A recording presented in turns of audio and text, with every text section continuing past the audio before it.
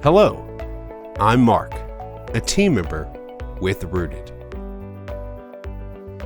We are surrounded by technologies and devices that keep us informed, in communication with loved ones, that store our photos, documents, and memories.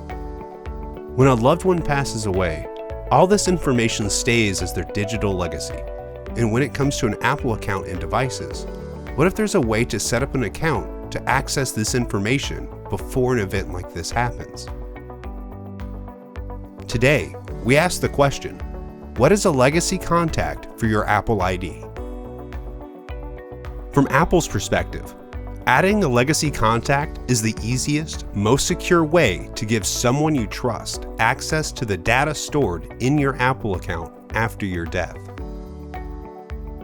The ability to add a legacy contact started with the release of iOS 15.2, iPadOS 15.2, and macOS 12.1. The legacy contact could be any trusted person or family member, and they don't need to have an Apple ID or an Apple device.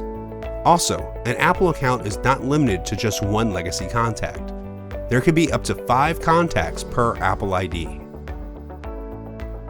A legacy contact will be able to gain access to many areas of an Apple account, including iCloud photos, messages, and files stored in iCloud, health data, mail, contacts and calendars, and device backups that may include additional data like call history, voice memos, photos, and videos stored locally on devices.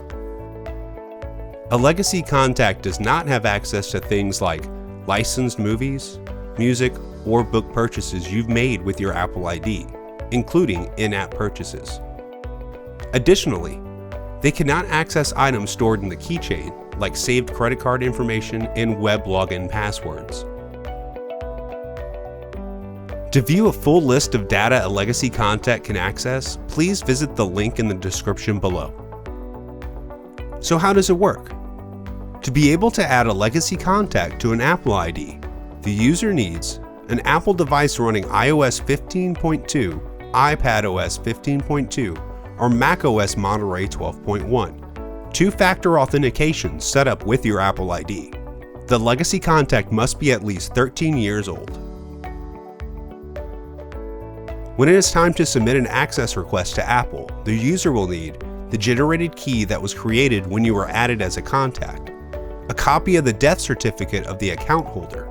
An access request can be submitted directly on an Apple device or at digital-legacy.apple.com. A legacy contact can access account data up to 3 years from when the first legacy account request is approved. After that time, the account is permanently deleted. At Rooted, we understand this is not a topic many people like to talk about, but it is something that is a necessity for when someone passes away. If you need help setting up a legacy contact for your Apple ID or assistance troubleshooting technical issues, at Rooted, we are ready to help today. To get started, submit a ticket at support.rootedconsulting.org. Schedule an appointment with our team, and let's get connected for streamlined and smooth support.